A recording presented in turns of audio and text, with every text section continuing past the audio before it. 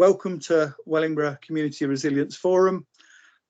We are holding these forums at the request of a few of the people here, for local people and organisations to work on community resilience. Here comes the interactive bit.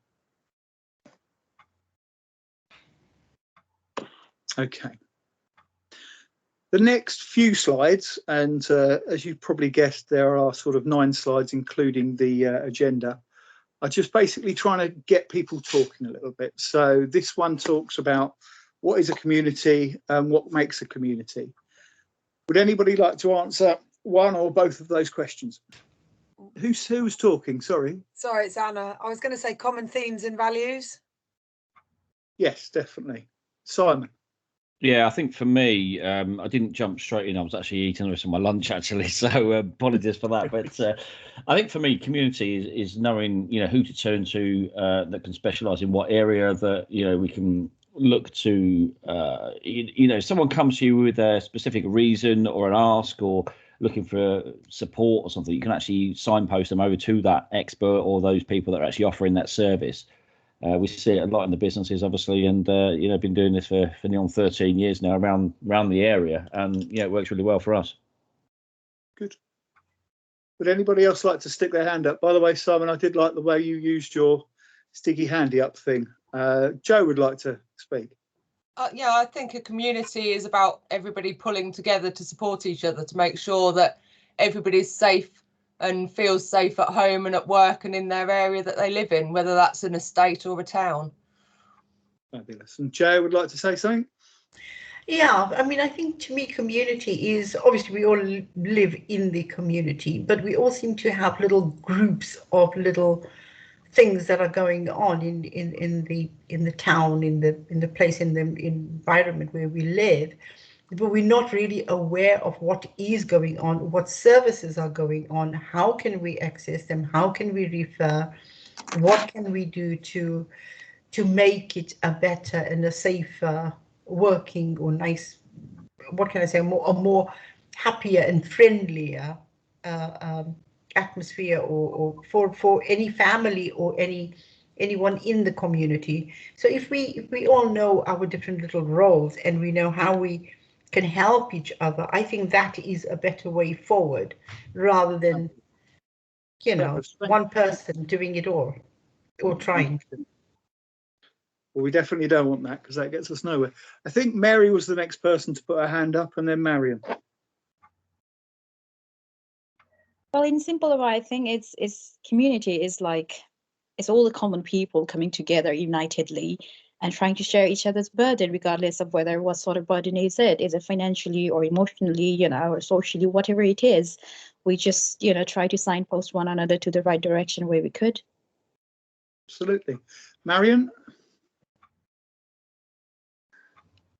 I think a lot of people have said a lot already. I guess for me, what communities is what we've got in common.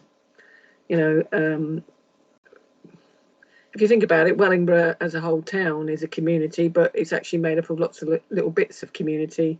Sometimes Wellingborough doesn't feel, there are communities which feel close, and there are, as a whole town, we don't necessarily feel close as a group of people in the area. So it's how a good community, a balanced community, is where everybody can have a say, can take part, we can help each other. It feels like a big family.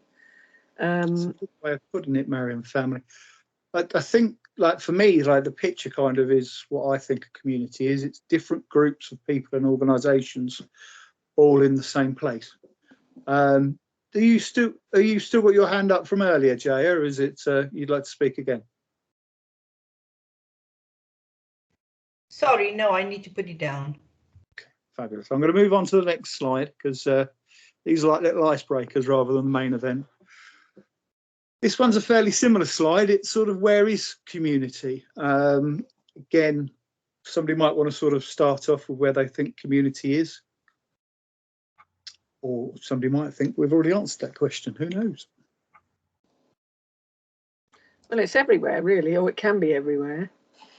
But it we'd hope it's next door, wouldn't we? We'd hope it's next door. We'd hope it's in our street or where we live, but it doesn't but it isn't necessarily. But it can be everywhere. Yeah, I think a community is anywhere where you feel safe. So your group of friends that could be spread around all over the country, they're still your community that you go to for help and support. They're the people that you feel safe with and trust. I totally agree. Thank you for that. We will storm through these because I'm sure people want to talk about what we can do together. Who is a community? Is it me? Is it you? Is it theirs? Is it ours? Who's going to say that? Sorry, Jonathan. I just butted in there. It's Kim here. Go on, Kim. No, you carry on. I'm not sure how to do the hand thing, so It's all right. No, like I say, we're okay. So yeah, who is a community? Like the other people on this call just said, yeah, it's pretty much everywhere. I think everyone's responsible. It's about everyone doing their bit to pull together. So who's in your community? It could be that you're like-minded, or you've got a same hobby. It could be a dance group or a theatre group. But as a whole, when you're looking at a town, obviously we've all got our individual areas. So it can be a whole range of individuals just pulling together and making it a better place. I agree, Kim. I think Judy was the next person with her hand up. Yeah, I just thought there's probably lots of different communities that we all belong to, and they all sort of overlap, and one person can be part of one community in one role and another community in another role. Almost sounds like you've done this before, Judy. So that was a good answer. Simon's also got his hand up. Yeah, I was going to say the word that's missing off this is probably us, because us, it can be a community in itself, but the value of that community comes from the strength of depth in the relationships built within that, I would say. Do you know what, Simon? You've led us into the next one. There you go. I've not seen this before. No, yeah. Thank you, mate. I'll give you that $5 later. So what is community resilience then, if we're sort of moving on to the next slide, and what will make our community resilient? I've got Kim with her hand up. She's found the button. I've found it. I see it as really problem solving together, resilience, because it's, coming up against objections. How can we make it better? What can we do to make it proactive? Resilience, obviously you're coming back from something. We're all coming back from COVID. So we've all experienced that together, and we all have a common interest in that. So it's about, pulling together and problem solving, how I see it. Perfect. Marion's also got a hand up. Yeah, I think community community or personal resilience is about how we cope with change or shocks to the system, or shocks to the area in which we live, or the way that we work, and how we cope with that, how we can withstand that shock, how we can maybe turn those changes or differences into opportunities, into better ways of living, how we're able to cope with we've had a number of storms, so storms are quite a good example of a community or a group of people being buffered, and how we're able to cope with that buffering and come out better maybe at the end of it. Fabulous. Would anybody else like to speak who hasn't quite found the button yet? Sorry, I was very unaware. Okay, fabulous. Let's move on to the next slide. I think Marion's, have you put your hand up again? Oh, Kevin's just put his hand up. Go for it, Kevin. I just wanted to prove I could find the button. But no, honestly, I don't want to extend that conversation. I think some good points are made. I haven't got anything profound enough really to throw in. But in terms of seeing everybody, if you want to try, I've been playing with it, and if you click on the 3 dots, which you may have on your screen as I have, and go for together mode, you might see more of the people in our little community online here. Fabulous. Well, there you go. I might just do that on my other one, just because that'd probably be really useful for me. Thank you for sharing that. I might also break it. So there we go. Let's go on to the next screen. I think we're okay with that. So what the Community Resilience Forum is about for me is how we can work together, how we can help each other to make Wellingborough a better place to live and work for everybody. The question here is, how can we work together? Would anybody like to answer that question? Can I say something? Of course you can, Anna. Yeah, so I'm not obviously from Wellingborough, obviously we're Northampton Town Football Club, but I have been working in Wellingborough about 2 years now, 2.5 years, and I found it really welcoming. I found every partnership that I've made or linked to has been really open arms, and I think it's a really positive thing as an outsider. You know, we're not just going to come in and take over. We want to work with local people and see what, you know, what we can help with. And I found it really positive experience. I worked with some of the guys on this call, and what I find is everybody wants to give everything a go. Fabulous. I totally agree. Thank you for sharing that. Kevin, have you put your hand up again? Yes, I have. Fabulous. So on this one, I've got a view that with all the different community interactors here, which includes the community centres as well as faith groups and all sorts, we've got a wide spread of groups who are doing very often a very similar thing. And within that, the different groups often have different skill sets, different facilities, different resources, and where one is lacking, the other can often assist if they know about it. So in terms of working together, I think just having an understanding of what the others are good at and having an ability to pool those resources. And once again, I'll say thank you very much to Joe for pooling two television sets. Thank you very much. Super stuff. Would anybody else like to? Oh, Simon's got his hand up.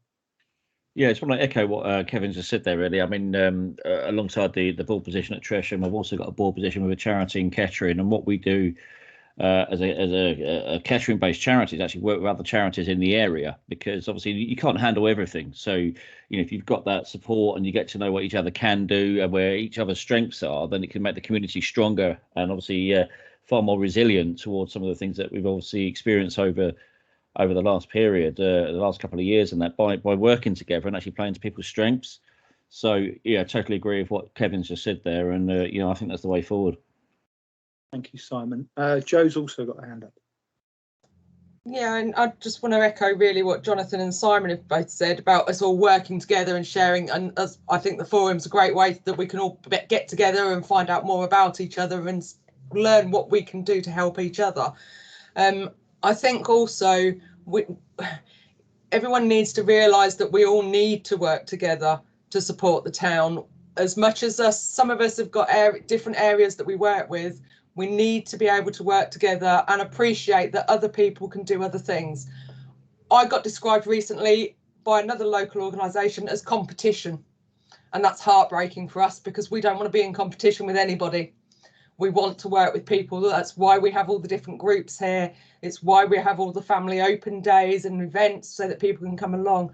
We don't tend to say no to people if people ask us to get involved with something, and to be described as competition when we've just worked with the Victoria Centre on the One Wellingborough project and stuff like that, I don't think that helps. We need to support each other and not be at each other. Fabulous. Ruth has also put her hand up. I just kind of want to feed in. This is, you know, where the infrastructure part of my contract comes in. We do the community consortium meetings, which gives everybody that opportunity to have a chat, meet new connections, to work together. Because like you said, it's not competition. We're working together. We need to work together, which is why, you know, we do hold these meetings. We do have one at Chester House if anyone's interested on the 22nd of March. You know, come have a chat. You have a 2-minute challenge where you describe who you are, what you do, and then at the end we'll have we have a buffet lunch, and you can start networking with other organisations, other charities. And it is, again, another great way just to find some new connections who can help you, who can support yourself. You know, I just think it's a great way of getting us all together as well. Fabulous. Mary keeps on putting her hand up and down. I don't know if she's trigger happy or wants to speak. No, what I think is, like, everybody, we have our own differences. It's a different way of doing things, you know, and we know very well the organization that we have set up, the terms and conditions, how we do it. Everybody knows the way what they are doing and how they are doing it. And what I believe is, like, we should let them do the way they are doing, because they know the best how they are handling our organization. We were taken as competition as well. And it's like, no, we are not competing against anybody. What I think is, like, how can we work together? We shouldn't be butting in others' business. However, whatever the resources we have, we can pull it together so we can support one another without being opinionated or without trying to change the things the way other organizations are doing it. So, for example, if Scott is absolutely different thing he's doing, I'm doing absolutely different things, Zaya is doing everything, there's some way of him or her, anybody's doing things. I may not like it, but I don't know the whole process, how it runs. So it is, you know, so I should keep my opinion to myself. Yes, more than welcome to go and speak with them if I'm confused, if I don't feel like how does it work, kind of things. But I'll always believe that, you know, I can't go and tell somebody like, oh, this is not how you should be doing, or this is not what. I would rather stand there and ask them what the way I can support you. Good. I think Marion's also got a hand up. I'm not sure if. Go for it, Marion. Go on. Yeah, I think a really good way that we can help each other is because obviously we can help each other as individuals, we can help each other as groups and organisations, clearly across the town. I mean, I found when I was doing the Victoria Centre role, obviously in terms of a local charity, the Victoria Centre's got quite a reasonable sized charity. Obviously there are other bigger charities in the area, but so you got bigger local groups and charities, and you've got smaller groups and charities. And I think one way that we can all help each other is, particularly by the bigger players, actually, and many of them are already doing this, providing a bit of an umbrella of support to other groups across the community. There's a lot of one-person bands in Wellingborough. You know, I won't say one-man bands. There's a lot of one-person bands that are helping people in profound ways. And I'm in awe of how those people manage to sustain what they're doing. And I'm always looking for opportunities to see how to support them in that work, as well as bring them into the whole, bring them into that connection. So, and I think it's been good. And I've witnessed a lot of the bigger charities, etc., doing work to help smaller groups of people and those one-person bands with their aims. And I hope we can carry on building that, because just as with any community, there's diversity in community, there's diversity around need and the way that we can impact. Sometimes we need to do bigger things, and Ruth mentioned about the infrastructure support, and that's a good thing to be able to collaborate on and in. Other times it's just doing something in your street, it's doing something with your neighbours, it's doing something in a kind of extended family or just in your own neighbourhood. And actually, if we can support all of that diversity, then that makes a brilliant community. Fabulous. I think Kevin's got his hand up. I do. Sorry for the delay. I'm always turning off the mute mic. So I just want to speak to that word that came up earlier of competition, because I've heard it as well, of course, and I've got a take which I think we'll agree on, but I just want to put it forward that I also don't see us as competition. If anybody here is doing good for the community, that's not competition, that's addition. I do also see that there's a rivalry and a friendly rivalry between anybody who's doing the same task, and it should be a friendly and supportive rivalry. But within that, this allows us to do a certain amount of benchmarking, because if we can see that one of the groups or one of the centres or one of the individuals, as highlighted there by Marion, is achieving something that we didn't know was possible, then this is a way for us to benchmark what is possible and what we can aspire to. So I'm in awe of some of the things that I understand that Glamis has done. I'm impressed at some of the social events that WACA has thrown. And I would like to be hitting the highest levels of all those different things.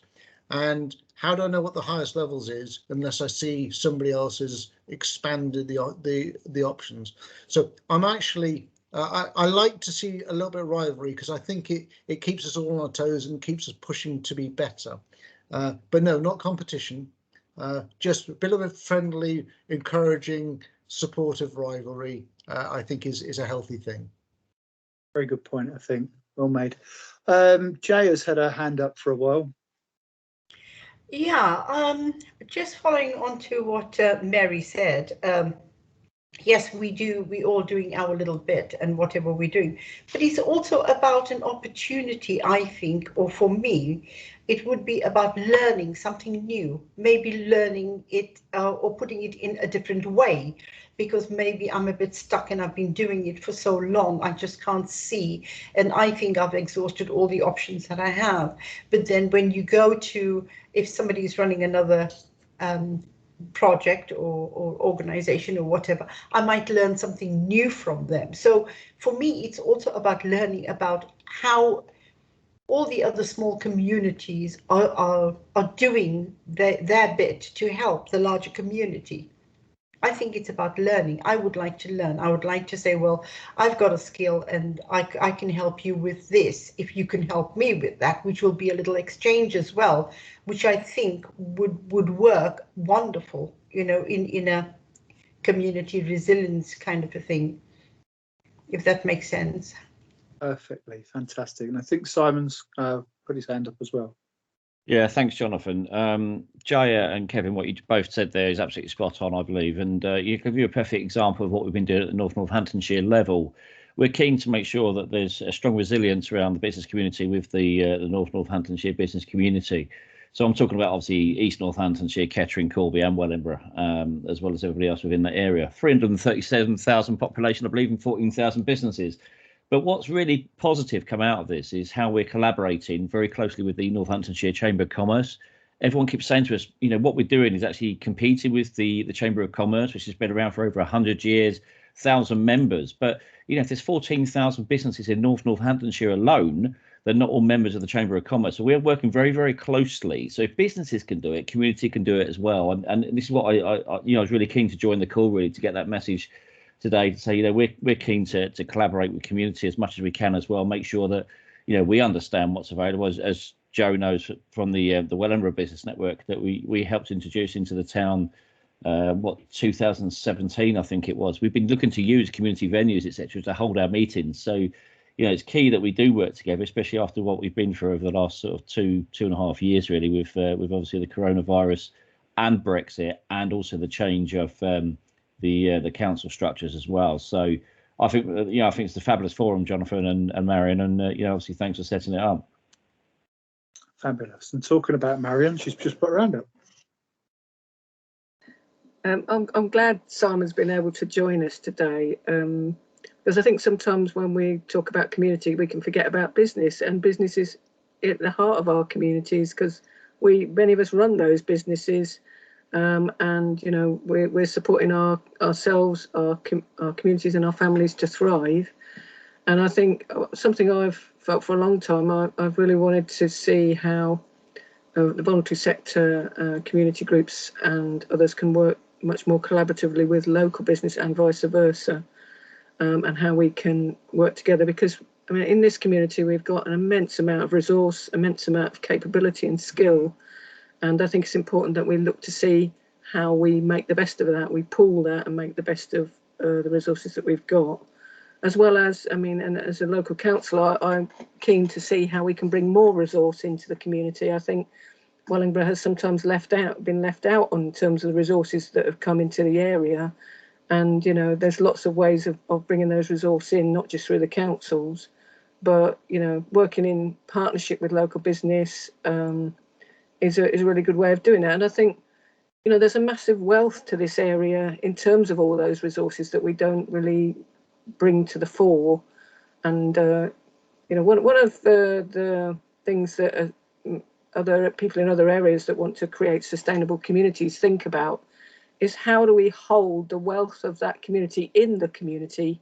You know, when we go shopping at the big supermarkets and whatever, no disrespect to the supermarkets, and I know there's somebody connected to a supermarket here, but a lot of that money, when we go spend that money, it goes out of the area, it goes out of the community. How can we share that resource around the community by buying from local business, by working with local business, and hopefully local business working alongside us as community groups, as individuals, and as local charities? Fantastic. I think Simon's put his hand up again, and then unless somebody else wants to sort of just shout, because I know everybody can't find the button. Go for it, Simon. Sorry, Jonathan, I don't want to monopolise the meeting. Okay. So, Marion, what you've just been saying there is absolutely spot on as well. What we've been looking at from the North Northamptonshire position is how we can keep the North Northamptonshire pound in the area. Hence the launch of the NNBN next week. I'll share some bits in the chat for you, but on there is an app that can be downloaded for free of charge, where local businesses that are going to get involved will be able to share a discount or an offer or something to entice people to stay local and keep local. And that's across obviously North Northamptonshire rather than just Wellingborough alone. But, you know, it's an exciting project which we're obviously really proud to be leading on. But the whole ethos behind it is to keep the money local and to, you know, although there are benefits at a further level to go to buy from some of the bigger brands, those bigger brands are still local as well. So hence, you know, the B&Q, the Tesco's, etc. But so are the small businesses and the one-man bands, or sort of one-person bands. I should correct myself very quickly there. But it's more a case of, you know, what can we do to keep business local? Because the more we can keep things local, the better the economy, more jobs, you know, more vibe and positivity locally as well. And it just helps the area, which is why when I was talking to Peter Bone recently about what we were setting up and how it's all coming together, he was really pleased to see that we've actually got an eye on this part of the county, and it's been done from a business level that, you know, we can help get engagement for people. So I'll share some bits in the chat for people so they can see what we're doing as well. And, you know, we're keen to make sure that people are buying from local businesses. Thank you, Simon. Would anybody who hasn't got or hasn't found the button yet want to speak? All right, well, Simon's led me perfectly into the next slide again. So he's obviously read my presentation already, bless him. How do we share what others are doing? As Simon's just been talking about sort of that perfectly with the business community, but something that I was speaking to Kevin about the other day was how do we sort of share what other people are doing? How do we get other people involved with the stuff that we're doing in our different community centres, businesses or groups? Obviously, like there's loads of ways that sort of I would do it as sort of like the Wellingborough Eco Group or through the co-op, but obviously I'd be keen to hear what everybody thinks. Have you got your hand up again, Simon? No, I just haven't taken it down, so I'll do that now for you. I was a tad surprised, but would anybody like to answer that question, or shall we work on that together in the discussion in a second? Fabulous. Well, I shall skip through this because I'd rather be looking at your lovely faces rather than all my slides. The last slide is something that we're probably going to come to at the end of the discussion. We have obviously this community resilience forum and obviously general forums on Facebook next door and also on the Wellingborough Organisations website that everybody is very welcome to joining with and try and share what they're doing on. That's what they're there for. This forum actually set up that forum, which sounds a bit backwards because it looks like one. It was done the other way, but in our previous incarnation, we decided to reset up Wellingborough Organisations as a sharing thing, so we can share what each other are doing on our internet site, which is on quite a nice internet site called wellingborough.org. That was the previous slide, by the way, and also have our groups on various social media platforms and also as a forum on the website so that people can interact with each other rather than just meeting every month or however frequent we choose to have these forums. Would anybody like to make a comment on that? Well, I'll tell you what I'm going to do. I'm going to bring you all back in because it's far more impressive seeing people rather than my slides. The those slides were really, really effective. Thank you very much to everybody that contributed there. And dare I say it, this sounds a bit condescending, everybody was very eloquent and very interactive with each other. So thank you very much for that. The next part of this Community Resilience Forum is a discussion. So I know that Marion has something that she'd like to introduce to everybody, but there are other people as well that would like to sort of say, this is a project that I'm doing and I'm looking for people to join in with and possibly support their projects. So this is completely free. You can almost say whatever you like. It's your chance to sort of try and get everybody involved and sort of cooperating with each other. And Marion's the first one with her hand up, so go for it, Marion. Okay, before I go on to the thing I would like to share with you all, I just wanted to go back to that question a minute ago we had on the slide about what the future is. If you think about community resilience, for me, a robust community, there's various ingredients to that, and I think it's worthwhile us thinking about what those different ingredients are. You know, what are the things that make for a resilient and a robust community? Personally, I think diversity is really important, and having structures in place to support that diversity. We're all diverse. We've got lots of different interests. We come from different communities. We've got different ideas with different ages. You know, there's lots of ways that, you know, I mean, and there's a series of programs on television at the moment called We Are England. I was watching one of them the other night, and it's showing the immense diversity of England, and it's exactly the same in Wellingborough. We're very diverse communities of Wellingborough.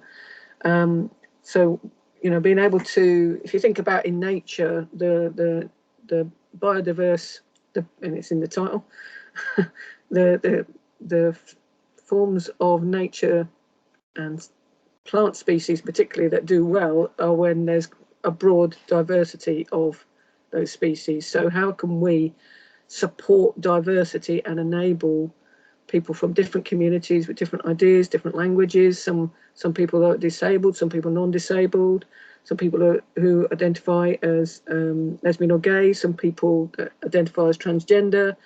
You know, all the wonderful colours of the rainbow that we are. How can we support that diversity and help each of us have a say?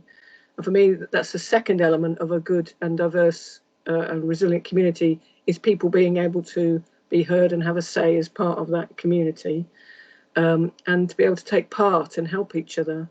You know, if we're, I know some people would like me to have my hand over my mouth a lot, but if you're mooted, how can we take part? How can we help? How can we contribute? So it's important that we think about those different elements.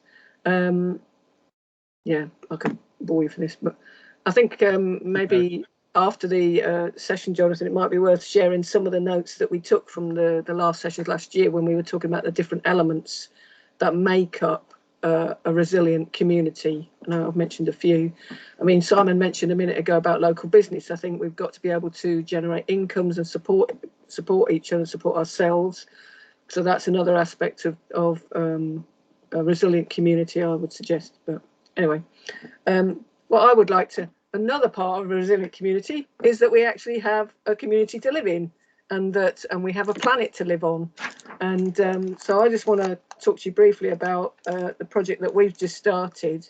We've managed to get some funding from North Northampton Council.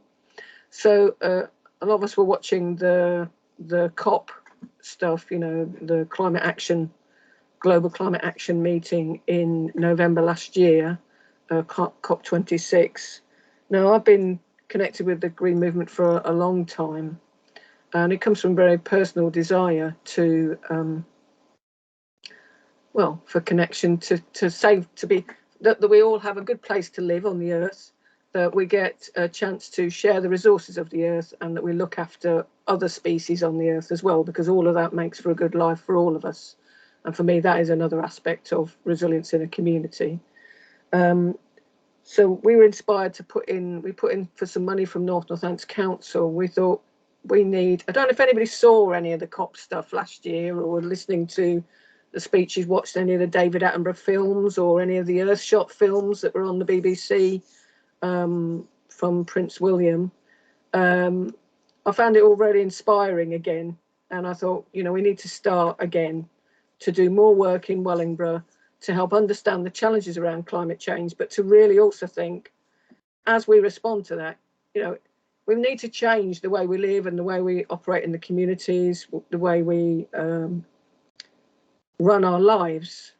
But it's also an opportunity to create better lives as we look to cut the carbon and respond to the impacts of climate change, which are already baked in to the growth in temperatures that we've experienced in the last 20 years, particularly the last 10 years. As we look to face all those challenges, we can create a better life as we try and respond to that. So we're starting a whole programme for the next 12 months, and we hope to be able to carry it beyond those 12 months to get people talking about climate change, get people thinking about what we can do as individuals, as groups, as communities, as businesses, as people from this area, and also the people from the councils as well, how we can start to come together and build on what we've already done in the community around responding to living more sustainably, but also learn to do more. And we're lucky that, you know, we've had 20 years at least of incredible work that's been done by lots of people across the world with lots of different ideas about how we can respond to the challenges we're facing. But we can't put this off anymore. I don't know if how other people feel about that. You know, that's one thing, as I was watching all that stuff, as I was listening to some of the presidents of the smaller nations of this planet and the challenges that they're facing, as well as some of the presidents of bigger nations of the planet and the challenges that we're facing. I thought we cannot put this off any longer. And really, you know, there's only one place we can start when we live in Wellingborough, and that's in Wellingborough. So we're starting this project. The first part of the project is we're holding 3 climate conversations with the community. And we want residents to come along, businesses, community groups, schools, anybody really that either works or lives or is connected to Wellingborough to come along, and let's start talking about what we understand the challenge, understand what it means to people, hear what is happening in relation to it, but also the ways that we can respond to it and start to build sustainable futures for ourselves, but particularly for our families going forward. So we've got 3 events on. The first one is at Glamis Hall on the 5th of March. That's in the morning, and I'm going to put the poster up in a minute if I can work out how to do it on Teams. Unless Jonathan can work out how to put it on Teams. I've just put the link to the website on the chat so that everybody can actually find out all about it on there. But you're right. There's as working with you on this, Marion. We have got the 3 events. We've got the one at Glamis, then the one at the afternoon on Friday, I believe, at where are we? Victoria Centre, and then a few days later at the Hemingwell Skills Centre. If you go to wcap.org.uk, there's details on there for you. Could we let somebody else speak for a second, Meryl? Go on, if you want to quickly finish off. Just finish off. So firstly, we need to be grateful to Glamis Hall for putting in for these funds. The funds would only have been able to have been accessed by an existing business, and they chose to do that. They chose to, and you know, although they will benefit to some degree, the community will benefit to a much greater degree. So we must, you know, I'd like to thank our friends at Glamis for helping us to do that. Secondly, obviously, to our friends at the Wellingborough Eco Group that are going to be playing a big role in this project. They've got a lot of good ideas already to share on it. So, you know, this is a year-long project. The conversations are first, then we're going to do some work to help people understand a bit more about, you know, we're going to do some carbon literacy training, which helps us to understand how it's really all happening and how we can help groups, schools and businesses to understand that better. And then we're going to do some detailed workshops on particular topics, like how we all, you know, might want, if we want to get renewable energy or renewable electricity and heating, or we want to look at food challenges and food sustainability in the community, which is a really big one. Also about waste, pollution, air quality, lots of different things. So we're going to have specific workshops, and then we're going to start doing action learning together. So it's a lot of work we're doing throughout the year. The main thing is to help people come together, understand that we've got to change, and see how we can work out how we do that, because it's not easy. It's quite confusing. We're also doing a piece of work to help those that are on the lowest incomes to also benefit from this, because they're often the ones that really need these solutions alongside the rest of us as well. So we want to make sure that nobody's left out. So thank you, Marion. Can I let somebody else speak? I know I can listen to you loads. I know there's a couple of other people, including Anna, who's had her hands up for a while. Is that okay? Sorry to sort of interrupt, but would you like to speak, Anna?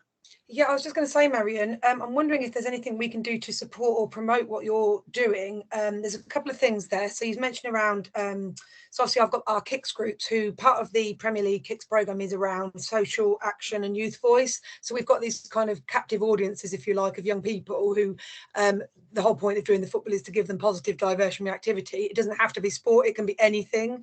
So that might be of interest to use groups of young people who the whole point is we want to hear from them. What do they want to do in their local area without us telling them, you know?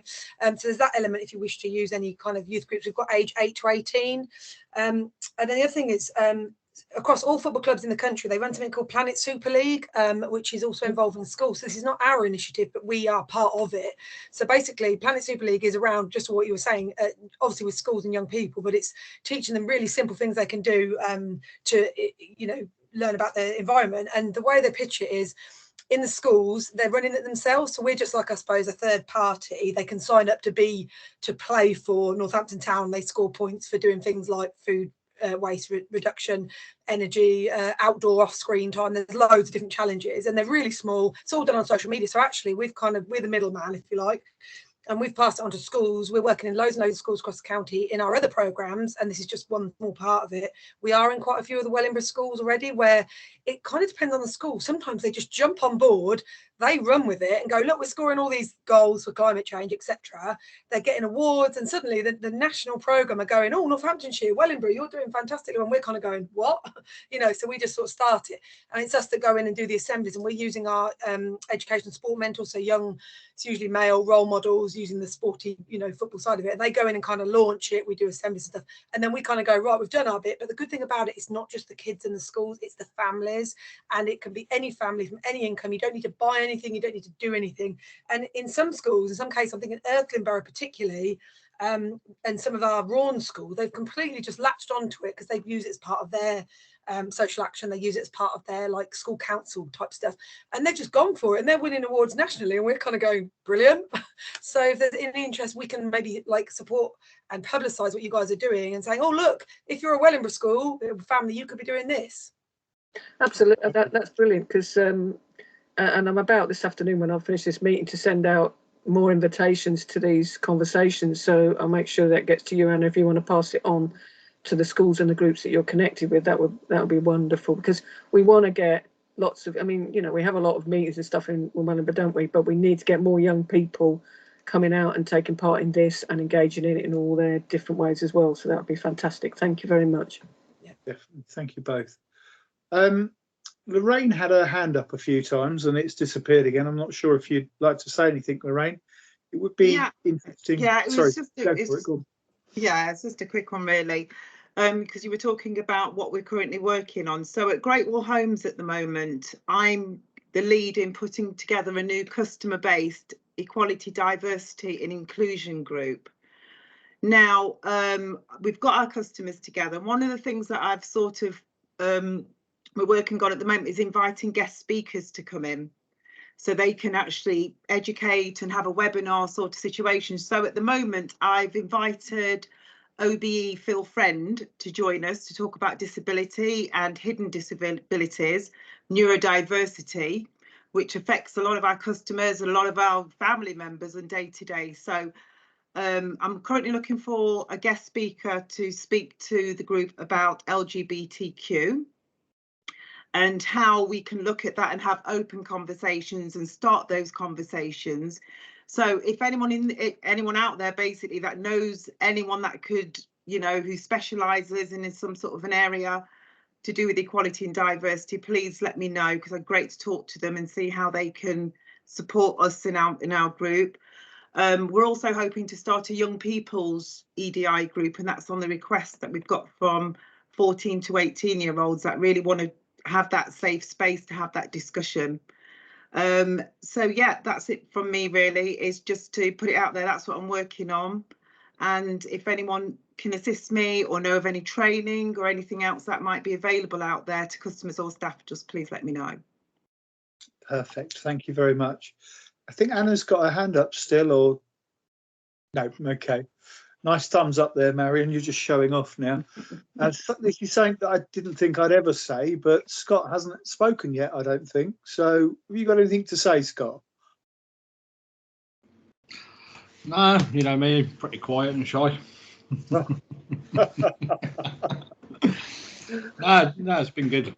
Thanks for inviting me, and you know me, just happy to help the community out really where needed.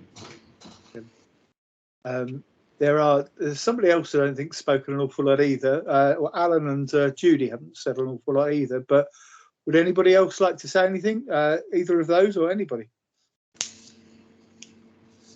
Hello. I've been listening. Very, very interesting. There's a great opportunity here, I think, which I don't know if anyone thought about, in that the prison's going to get populated soon, and there'll be a lot of volunteers there. And if you could get yourself organised, you know, you could have volunteers for the food bank, for the Victoria Centre, for Glamis, you know, and you can sort of set what thresholds you want.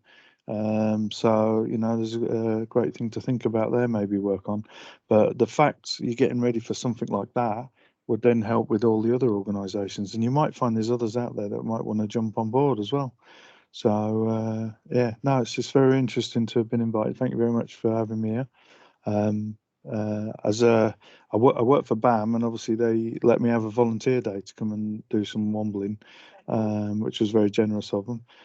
But they're willing to support in other ways. I spoke with Jonathan about maybe sorting out some tabards and stuff. So there might be other people in businesses, you know, which could help in some way as well. So yeah, no, thank you very much for including me, and I hope, you know, somewhere along the line I can help someone else out. Thank you. As you've probably all just noticed, Marion's working out how to use Teams, so I'll let her share her poster in a second. But mute her. Joe's got her hand up. Can we let Joe go first, please, Marion? Then share away. So I'm frantically trying to find a business card that I've put somewhere safe. Alan's saying about the prison. The gentleman to talk to is Paul Cunningham. He has been out to see us about doing volunteering with the guys that are towards the end of their sentences, and they are looking at trying to get people in the community to do work and come out and support them with, hopefully then they can get jobs, maybe not with us but with other organisations doing something they've discovered that they like doing. So I know that that's something they're looking at doing through the prison. Joe, I've had the same conversation with Paul as well. I've put it in the chat bit. He's keen to get going, isn't he? Yeah. Fabulous, good. Kevin was desperate to say something on here about sort of attracting volunteers and things like that. He's mysteriously quiet, so I don't know if he's actually sort of listening or not. Are you there, Kevin? I most certainly am listening. In terms of attracting volunteers, we're doing a lot better than I think maybe when we spoke. We have got them coming in. In terms of the prison rehab, we have been looking at that, and I was of the view that any individual centre would struggle to give sufficient structured, possibly supervised work for it to be more than tasks. However, if we were to coordinate, we could, for example, sort of say, OK, we've got similar tasks. They could spend a day or two at one community centre, a day or two at another, and it would feel much more like a job and much more like a skills gaining experience. So I think, Jonathan, that's probably the thought that I'd shared with you before that you're referring to. Is that correct? That's perfect, Kevin, because you actually pretty much said exactly what I was going to say, which is perfect. That actually part of this community resilience forum is an organisation of organisations, if you like, to do things like that. So The Wellingborough Organisations is all of us. It's not just sort of the Community Resilience Forum. It's an opportunity for us to share what we're doing, but also an opportunity to get people taking part in each other's activities and to get volunteers. On top of that, as Lorraine will say, the co-op have a platform called Cooperate, which is another way to get volunteers and to get people participating in our different ways. So if we can try and combine both of those facilities, if you like, to kind of help us all. I don't know what people think about that, whether they would be willing to sort of be part of a group, if you like, of organisations and businesses and just groups to kind of share sort of skills and to sort of work together with volunteers. What do people think? I think part of that is what SERV are doing with their consortium meetings that they have, is the networking side of things, and because MVCA are now part of SERV and they do a volunteering, they've got a website, I think it's Just Do It, where you can look for volunteers or advertise if you need volunteers. SERV are quite well geared up for helping with hunting for volunteers. I think so.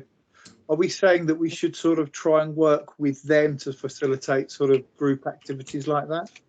Or are we saying we want something that's just focused on Wellingborough? Surely it could be a combination, couldn't it? Because yeah, SERV have sent, Ruth is here today, and it's being... She's gone now. Oh, well, Ruth was here today. Yeah. So it's how, you know, how to connect that all up. I don't know that... I don't know how often the consortium meet in Wellingborough. I wouldn't like to say it's, but it doesn't feel like it's very often. But I mean, obviously, Ruth would let you know that. I think it's making it's seeing what I mean. Lots of groups are doing lots of different things. Yes, we can link that through with SERV. Obviously, Co-op have wanted to do it as well, and you know, lots of groups here will be looking for volunteers, etc. It's keeping that, sharing that across, and maybe some, you know, sometimes the whole this could be a partnership, but the whole membership of this forum might want to collaborate together. Other times it might be just a few members of the forum that want to collaborate together on things that they're doing. So it's how it's allowing it all to happen. Do you see what I mean? It's not necessarily competing, but allowing forces for forces, you know, what people are doing together when they need to do together. But also maybe one part of that is actually helping people, you know, some groups might, you know, small bodies might collect, but actually other people can join in too if they know about it. You know, I'm thinking where you've got a lot of the big organisations tend to work together and they might know each other, but some of the smaller one-person bands can also really add to those particular actions. So this forum is good for helping us all to know about those different things, and then maybe people could self-select if that's what people want to do, you know. Just a thought, really. I think Simon had his hand up next. Sorry. Yeah, thanks, Jonathan. I mean, on the subject of SERV, I was with Nick Hayton from SERV in the gym on Wednesday, so I got a good understanding of what the charity is all about. And yeah, I think they probably would be a great, you know, charity to talk to about some of the stuff that goes on in the area about recruiting volunteers into the area and things like that, because I know they've got quite a strong DBS check-in forum as well, which they can help with as well. But the one thing I was actually going to say was the DWP, I know, are obviously looking for you know, opportunities for people to help them get back into the workplace as well via community volunteering and you know, people that maybe have got a life change or a life challenge. So again, if people are looking for volunteers, maybe talk to the DWP about, you know, people that are looking for work that maybe want something to do in the meantime to build confidence, you know, try new skills, or even some of them are actually, you know, looking to overcome a disability in some form to actually prove that they can work. So, you know, if anybody needs contacts for the DWP, I've got them here that I can connect you up with, because so they're keen to move people forward and try and help people as much as they can as well. That's really useful. Thank you. I think Kevin was next with his hand up.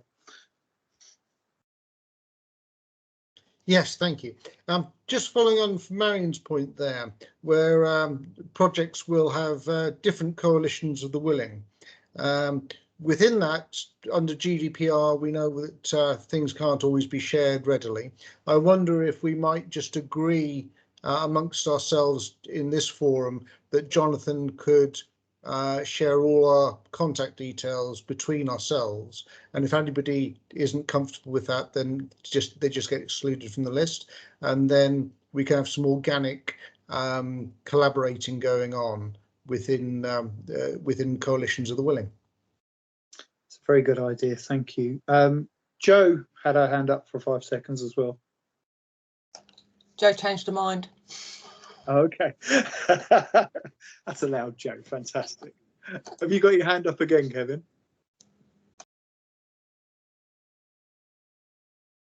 No. I take that was a no. I'm going to pick on Judy because I don't think she said anything at all. Are you still there, Judy? Yeah, I'm still here, yes. Yeah, well, I haven't sort of got a great deal to add. I do want to obviously get involved in the climate conversations, and I'm sort of thinking about how I can sort of spread the word about them around, really. But, you know, obviously if there's anything I can help with, I'm quite happy to. But I haven't really got any other, you know, any other comments at the moment. I think Marion's desperate to show us something. No, I'm trying to show Judy that she could mention about this. Oh. Ah, plant a tree for Judy Wellingborough. Right. Okay. You remember the trees were planted? Yes. Yeah. Yep. And yeah. So, what is it that you're trying to tell me about that? No, she's trying to get you to tell us all about it, Judy. Oh, I see. Sorry. Yeah. Plant a tree for Jubilee. Yeah. Well, at the community allotment, we have got a small tree nursery where we have quite a lot of trees that can be given out to local organisations that want to plant them for the Jubilee, for the Queen's Green Canopy. The trees came from the Woodland Trust on the understanding that they then go out to other organisations to plant up in and around Wellingborough. And so, you know, I think we're sort of looking for any organisations that think they could fit a few trees in here, there or anywhere to be able to donate them to. Yeah, so it's community groups, schools, faith groups, or centres, community centres, anywhere really that would like that. We've got well, at least we've got at least 200 trees left to find homes for. How many have we actually given out already? Well, we've given out 16 already. There's another well, it's quite another about another 30 to 50 have been bagsied already, but they haven't gone yet. So there's still quite a lot left. A lot of them are little whips, so they're tiny little trees, and we were planting them in the community allotment, weren't we, in November, Judy, you remember? And there's cherries and hazels and there's some oaks still, are there? Yeah, there's some of the oaks are, well, the town council's bagged some of the oaks, but there are oaks that are brand new ones as well. You know, some of the younger ones. There's a willow. Some of the hazels have actually gone. Some of the trees are going, but there's quite a range there. So if anybody is interested, or they know any groups that would love to plant a tree, obviously planting trees is better to do this time of year before we get to June. You know, actually by the end of March would be good to have done it by then. But we're happy to give them away for free. They just need to, there's on the bottom of this poster that hopefully Jonathan can send to everybody as well, is the email address. If you go on and register, let us know what trees you want. There'll be a list there of what trees are left. And then Jonathan will get in touch with me and Judy, and we'll try and arrange for you to come and collect those. They're all free. We're just trying to get all these trees planted across the town, really. And obviously they do need to be sort of looked after to a certain extent once they have been planted. Yeah, so it's all part of the Queen's Green Canopy project. But Jonathan had already, with Wellingborough Trees, so this is called the Wellingborough Trees Partnership. and there's a group called Wellingborough Trees, and they had already planted quite a lot of trees at the community allotment. So some of those are a bit more mature ones, aren't they? Obviously, different trees grow at different rates. So anyway, we're looking for homes for all of them, really, aren't we, Jonathan? We are. I've just put my eco phone number down because I've got 4 of them, which is a bit mad, but there we go. And also the email address to contact if you'd like a tree, anybody. Joe's got a hand up. Jonathan, I have passed your details to a few people that were on the Food Sustainability Network meeting the other day because they were asking about green things and trees. So I've told them to get in touch with you about the allotment and the trees for the canopy. So you may get some random people coming. That sounds awesome. And also the food sharers thing. I know you've been very good at sharing that too. Yeah, that's the same people. Yeah, fabulous, fabulous. Right. Has anybody else got anything to say? I think we've got everybody talking, which is good. Jay has been quite quiet for a bit, but would anybody else like to introduce a project that they're doing or a way of us collaborating?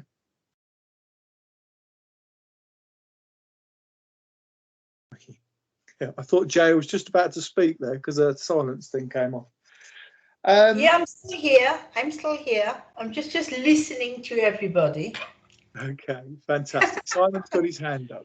Yeah, thanks, Jonathan. The one thing that we're looking to do around the businesses, I'm talking directly with the Business Energy and Industrial Strategy team in Nottingham about holding an event in the area for businesses to get educated about the environment and how they can actually make changes, etc., within the business to help, obviously with the climate change. Now, we want to extend the invite open to charities and community groups as well, because it's not only business that can change. We all know it's a big problem. So as soon as I got the information, I'll share it with you, Marion and Jonathan, so we can actually get the industrial strategy team coming out to actually talk to us. They were actually saying to me they were going to travel from Nottingham down here, and I told them no, we'd do it online. I'm sure it's kind of to the environment, but as soon as we get the information, we'll get it sent so you guys can come as well if you want, because at the end of the day, it's a global problem. It's not just a business problem. It's not a community problem. It's global. So the more knowledge and information we can get shared around, the better. And actually, Simon, as well, if you can let, I know that's an organisation from outside of the area, but if you can let the businesses that you're connected to in the local area know about the project that we're running around climate action, much of which will help is aimed to help and support business in the local area to make the changes they need to make. That would be brilliant as well. Thank you. Yeah, I've just done it actually while we're on this call. So I just shouted it out on the Facebook page, and if you can get something over to me as well, we'll share it across the wider area. I'm just checking my diary, see if I can get with you on the 5th of March. Actually, is it 10 o'clock? You say? Yeah. Yeah, I think I might be able to join you actually. So that'd be good. Please go on the site. Please go on the Wellingborough Climate Action website and register, because we're trying to get some idea of numbers of people that intended to come. Thank you very much. Fantastic. You need to click on the Climate Conversations link, Simon, and all. So fabulous. So thank you for your email address there, Kevin. Would anybody else like to speak? I had originally planned this meeting to be about an hour and a half, which gives us a couple of minutes. We have talked quite a lot about cooperation. I think that we've just agreed that everybody's going to ask me to sort of, create a round robin of emails. We could do that, or we could do a WhatsApp group, or whatever anybody or everybody wants, basically. I'm also quite willing and happy that if anybody's got any volunteering opportunities or any events they'd like shared, to share them via the Wellingborough forums and also the Wellingborough Organisations website and Facebook page, if that's of interest to anybody. Okay, I think the conclusions of this meeting are that we've actually, I think we've done very well. We've introduced each other. We've got to know each other. We've talked a lot about stuff. I can see that people are sharing their email addresses, which is very kind of them. If you have a look at the chat, they're sort of popping up. So if you wanted to pop your email address on there, you can. I think Joe's next to do that if we're doing stuff. That's fabulous. Of course, I do have all your email addresses already, but there we go. There's some participation.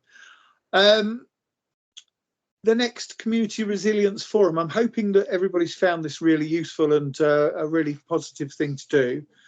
What I'm hoping to do, and I hope everybody sort of agrees that this is what we want to do, is to hold this every month so everybody can have that chance to interact. And we can also bring some new people on board to join us and to share sort of the interactions that we've just had. Does everybody firstly think that this has been a useful experience? And secondly, is everybody happy to come back in about a month's time to do this again? Thumbs up coming up everywhere. Actual thumbs. Would anybody else like to say anything else? Jonathan, can I just jump in? The key thing for me is the date and the time. So the sooner we can get a date in the diary, the better. And you know, if you can work, is it going to be this sort of the 25th of March? Do you think this sort of time in 4 weeks' time? Sounds about perfect to me. Does everybody else agree that that's a good time and date? So what was that date? 25th of March at 2 o'clock. So another Friday, because clearly it kind of works for people. Yeah. Fabulous. Super. Yeah, fine. Good. Thank you very much, everybody. If everybody's okay, I will try and do a transcript of what we've just been talking about and put it on the Wellingborough Organisations site. And also I will edit what we've been doing as a video and put that on YouTube so that people know what we've been talking about and hopefully can sort of interact and sort of know what to expect the next time. Is everybody happy for me to do that? Yeah. Okay, fabulous. Thank you very much. Well, thank you very much, everybody. It's been an absolute pleasure and a joy. It's worked out really, really well. And I look forward to working more closely with each and every one of you. Bye, everybody. See you later. Thank you, everybody. Bye. Yeah, Thank you. See you again soon.